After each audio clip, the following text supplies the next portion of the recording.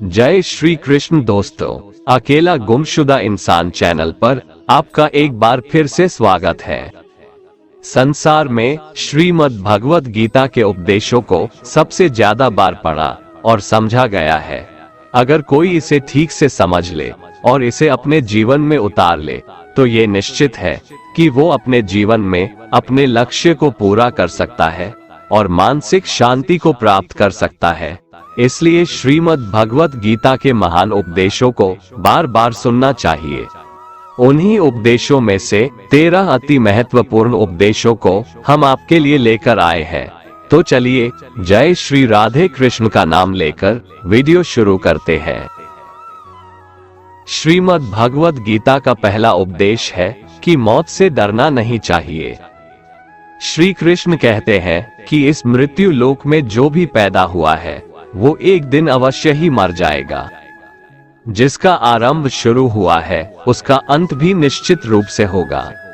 जिस तरह हम अपने कपड़े रोज बदलते हैं वैसे ही आत्मा शरीर की मृत्यु के बाद किसी नए शरीर को प्राप्त करती है।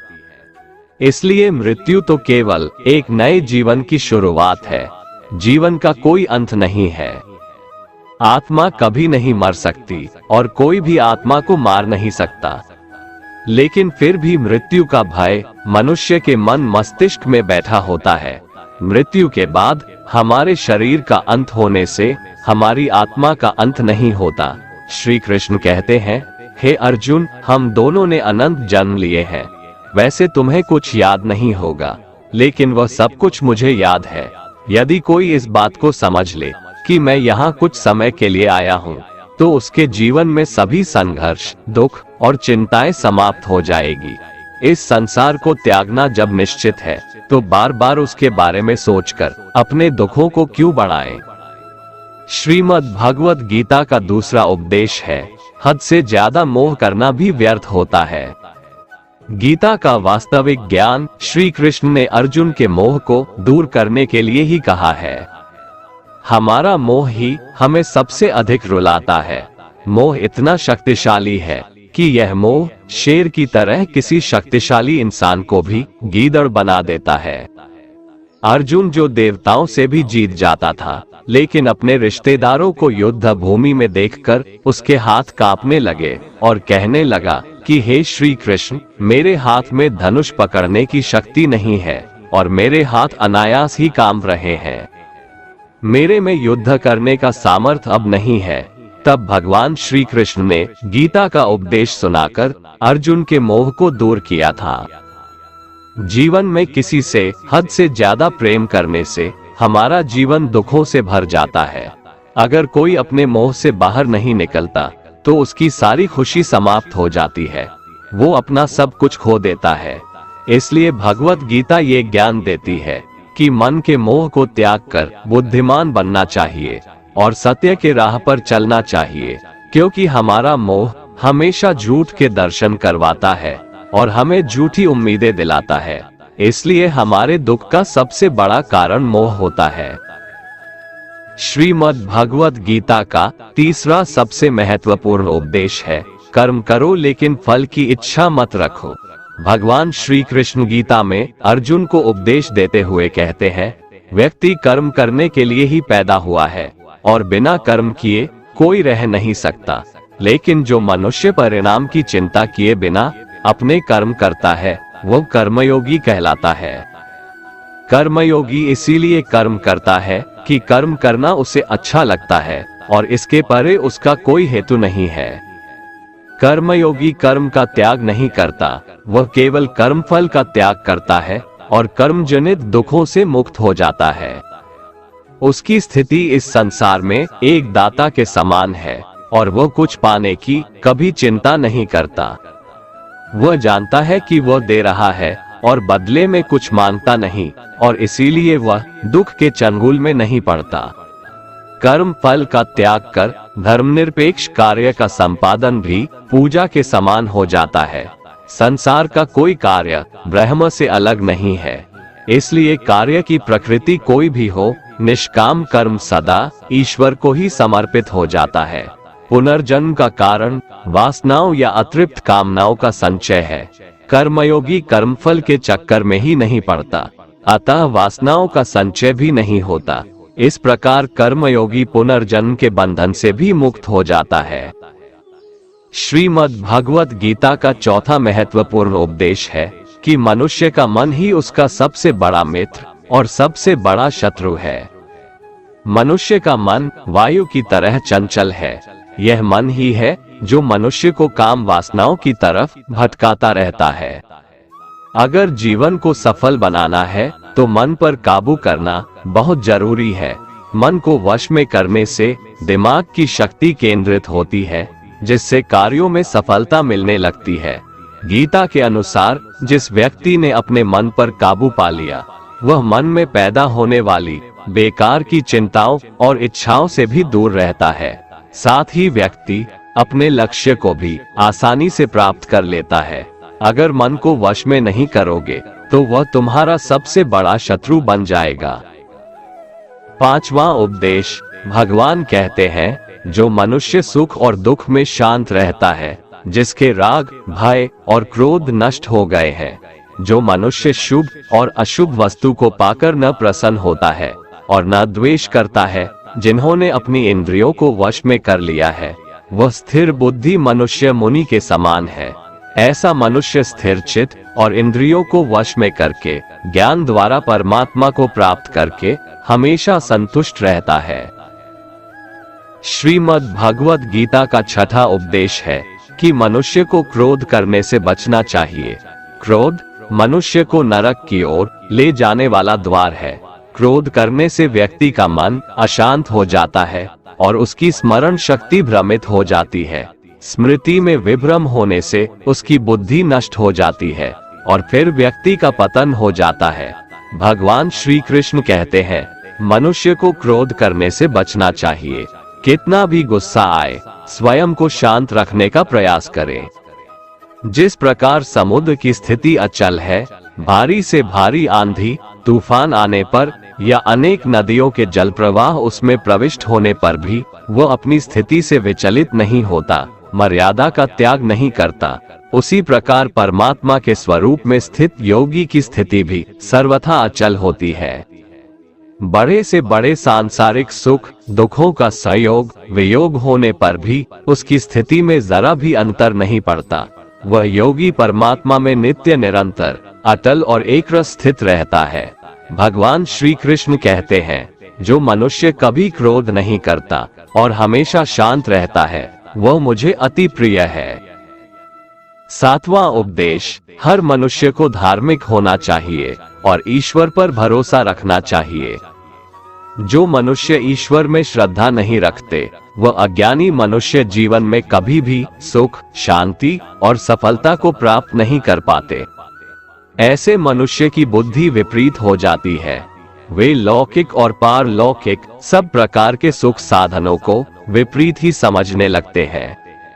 इसी कारण वे विपरीत आचरणों में प्रवृत्त हो जाते हैं। इसके फलस्वरूप उनका इस लोक में और परलोक में पतन हो जाता है। वे अपनी वर्तमान स्थिति से भी भ्रष्ट हो जाते हैं और मरने के बाद उनको अपने कर्मों का फल भोगने के लिए सूकर, कुकर आदि नीच योनियों में जन्म लेना पड़ता है या घोर नरक में पड़कर भयानक यातनाएं भोगनी पड़ती है। इसलिए जीवन में सुख शांति पाने के लिए हर एक मनुष्य को ईश्वर की भक्ति करनी चाहिए। गीता का आठवां उपदेश है कि जिसने संसार का त्याग कर दिया या जो हमसे दूर चला गया, उसका दुख करना व्यर्थ है, या जो आने वाला है उसकी चिंता भी नहीं करनी चाहिए। जब महाभारत का युद्ध चल रहा था, तब अर्जुन ने श्री कृष्ण से कहा कि अगर युद्ध हुआ तो करोड़ों सैनिक और योद्धा मारे जाएंगे, तो उनकी स्त्रियों का क्या होगा? ये समाज कैसे विकसित होगा? अर्जुन ने और भी बहुत सारे सवाल श्री कृष्ण से किया।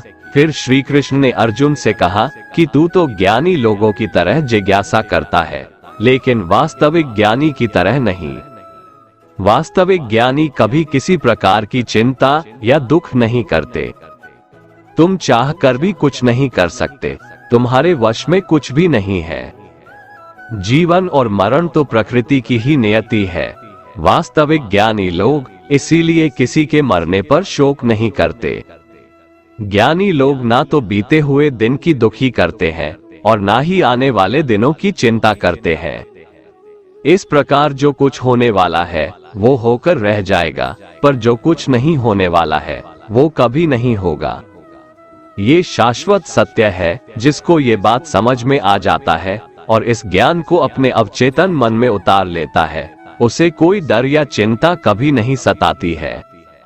यही हमारे सारे दुखों का मूल कारण है। या तो हम जो समय बीत चुका होता है उसके बारे में विचार कर परेशान होते रहते हैं, या फिर भविष्य के बारे में सोचकर बीमार बनते रहते हैं। गीता का ज्ञान हमें बताता है कि हम बीते कल को बदल नहीं सकते और आने वाले कल पर नियंत्रण नहीं कर सकते।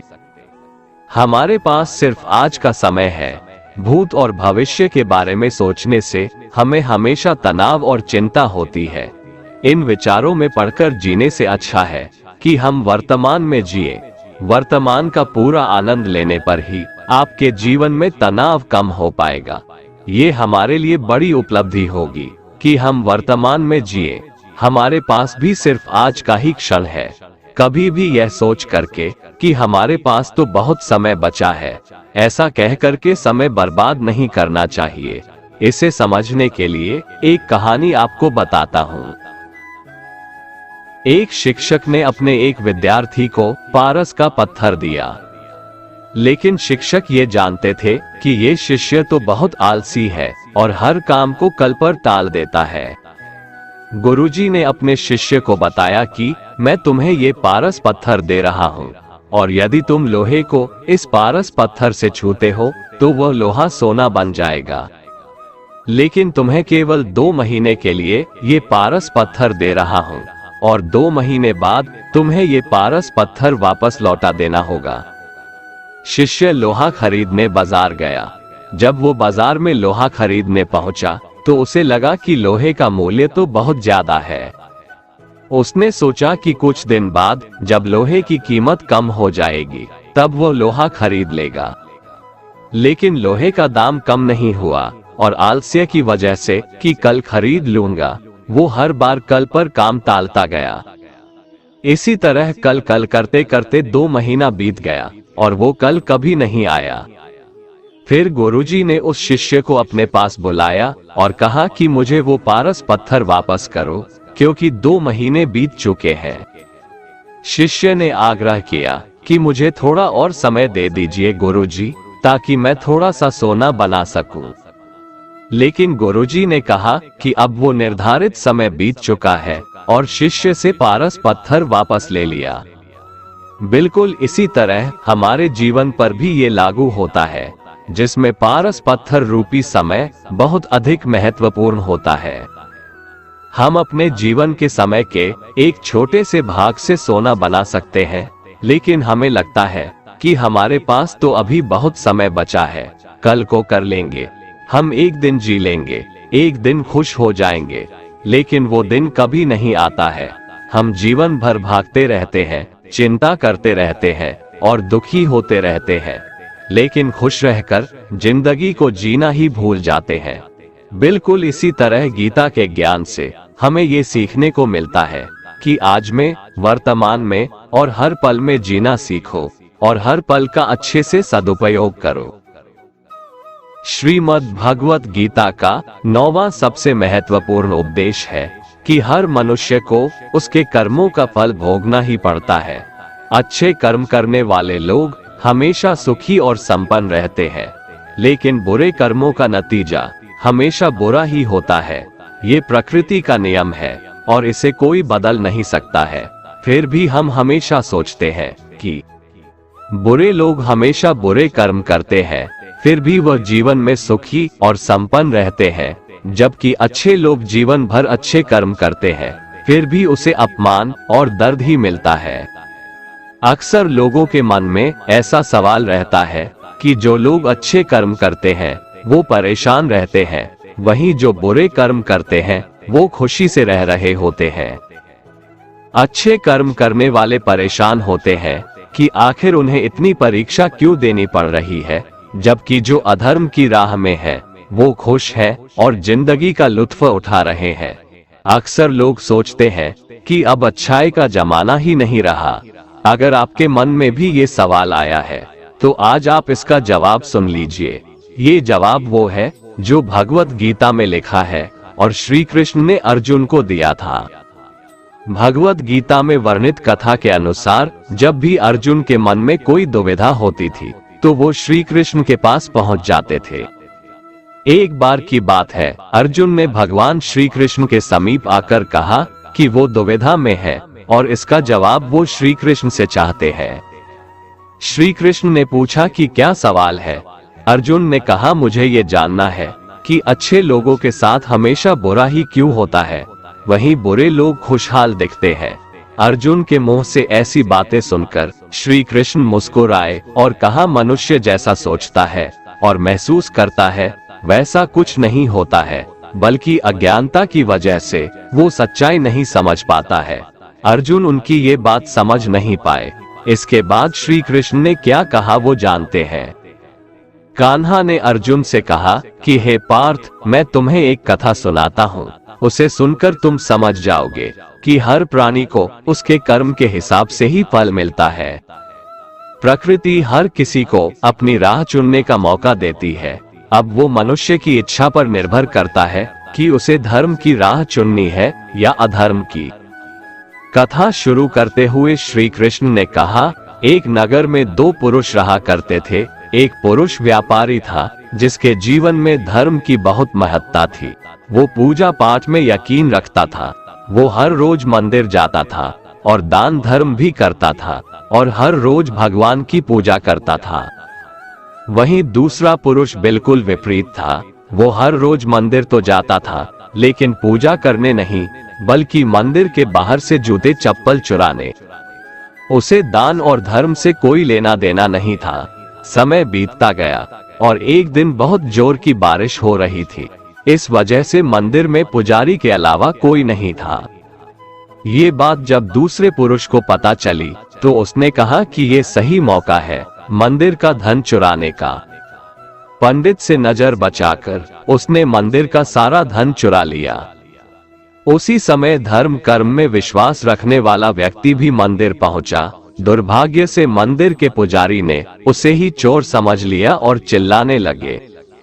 वहां लोग एकत्र हो गए और उसे बहुत मारा। किसी तरह वो बचते बचाते वहां से निकला तो दुर्भाग्य ने उसका साथ वहां भी नहीं छोड़ा। मंदिर के बाहर वो एक गाड़ी से टकरा गया और घायल हो गया।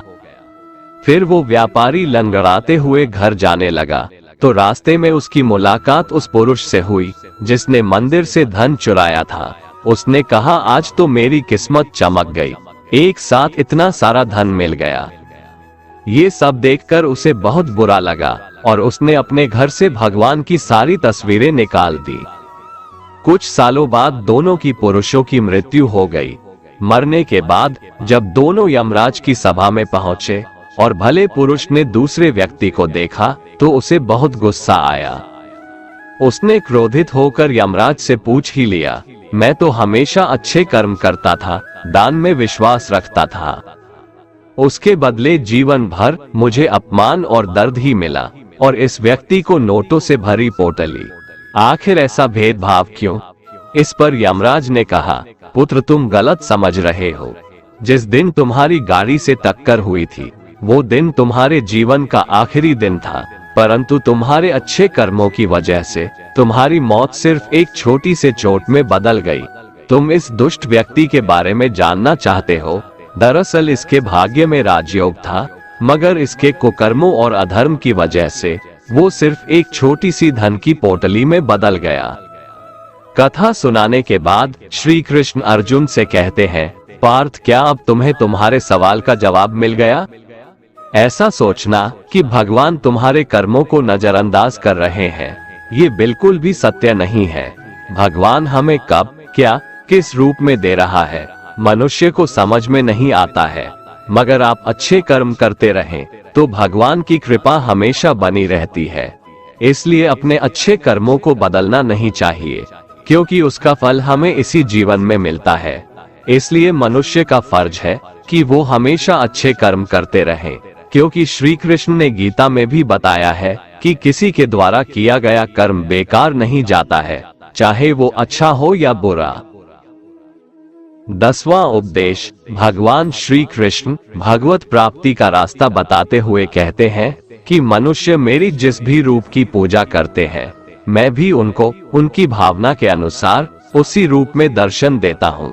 मनुष्य जिस जिस भाव से मेरी उपासना करते हैं, मैं उनके उस भाव का ही अनुसरण करता हूँ। जो मेरा चिंतन करता है उसका मैं चिंतन करता हूँ। जो मेरे लिए व्याकुल होता है उसके लिए मैं भी व्याकुल हो जाता हूँ। जो मुझे अपना सर्वस्व अर्पण कर देता है, मैं भी उसे अपना सर्वस्व अर्पण कर देता हूँ। इस मनुष्य लोक में सांसारिक भोग के लिए लोग इंद्र आदि देवताओं की उपासना करते हैं, क्योंकि देवताओं का पूजन करने वालों को उनकी उपासना का फल तुरंत मिल जाता है। लेकिन मैं ऐसा नहीं करता हूँ। मेरे भक्त यदि सकाम भाव से भी मेरा भजन करते हैं, तो भी मैं उनकी उसी कामना को पूर्ण करता हूँ, जिसकी पूर्ति से उनका विषयों से वैराग्य होकर मुझ में प्रेम और विश्वास बढ़ता है। इसीलिए सांसारिक मनुष्यों को मेरी भक्ति का फल शीघ्र मिलता हुआ नहीं दिखता है, और इसलिए वे मंद बुद्धि मनुष्य कर्मों का फल शीघ्र प्राप्त करने की इच्छा से अन्य देवताओं का ही पूजन किया करते हैं। 11वें उपदेश में भगवान श्री कृष्ण ने अपने बारे में बताया है। अर्जुन ने श्री भगवान से पूछा कि हे प्रभु, आप कौन हैं जो कि अपने अंदर इतना ज्ञान समेटे हुए हैं? जरा अपने बारे में मुझे विस्तार से जानकारी दीजिए प्रभु। तब भगवान श्री कृष्ण अर्जुन की शंका को दूर करते हुए बताते हैं कि हे अर्जुन, ये संसार मेरी ही माया है। ये संसार मुझसे ही उत्पन्न हुआ है। मैं ही इसका पालन पोषण करता हूँ और मैं ही इस सृष्टि का विनाश करता हूँ। मैं जल में रस हूँ, चंद्रमा और सूर्य में प्रकाश हूँ, संपूर्ण वेदों में ओंकार हूँ, आकाश में शब्द और पुरुषों में पुरुषत्व हूँ। मैं ही सूर्य रूप से तपता हूँ, वर्षा का आकर्षण करता हूँ और उसे बरसाता हूँ। हे अर्जुन, मैं ही अमृत और मृत्यु हूँ, सत असत भी मैं ही हूँ। मैं धरती की मधुर सुगंध हूँ, मैं अग्नि की ऊष्मा हूँ, सभी जीवित प्राणियों का जीवन और सन्यासियों का आत्म संयम भी मैं ही हूँ।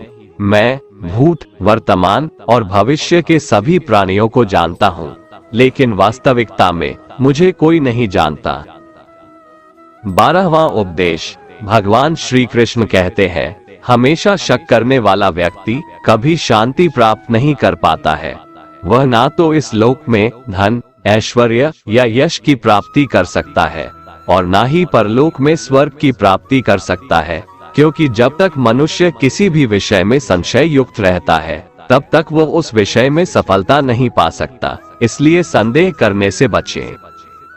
जो पुरुष ना किसी से द्वेष करता है और ना किसी चीज की आकांक्षा करता है, वैसा कर्मयोगी पुरुष सन्यासी के समान है और वह पुरुष सुखपूर्वक सांसारिक बंधन से मुक्त हो जाता है।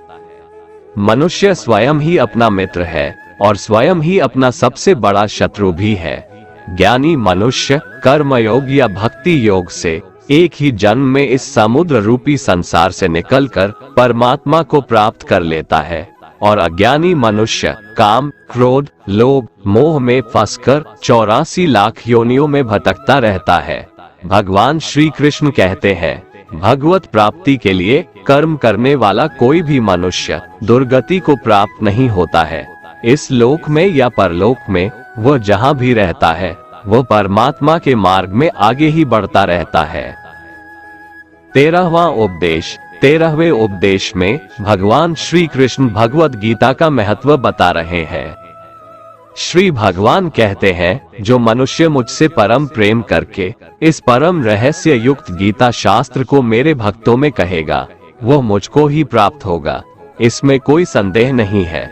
उससे बढ़कर मेरा प्रिय कार्य करने वाला मनुष्यों में कोई भी नहीं है, तथा पृथ्वी भर में उससे बढ़कर मेरा प्रिय दूसरा कोई भविष्य में होगा भी नहीं। जो मनुष्य श्रद्धायुक्त दोषों से रहित होकर इस गीता शास्त्र का श्रवण भी करेगा, वह भी सभी पापों से मुक्त होकर मेरे परम धाम को प्राप्त होगा। दोस्तों, अगर आपको हमारा ये वीडियो पसंद आया तो कमेंट में जय श्री राधे कृष्ण लिखें और ऐसे ही प्रेरणादायक वीडियो देखने के लिए हमारे चैनल को सब्सक्राइब कर लें। जय श्री राधे कृष्ण।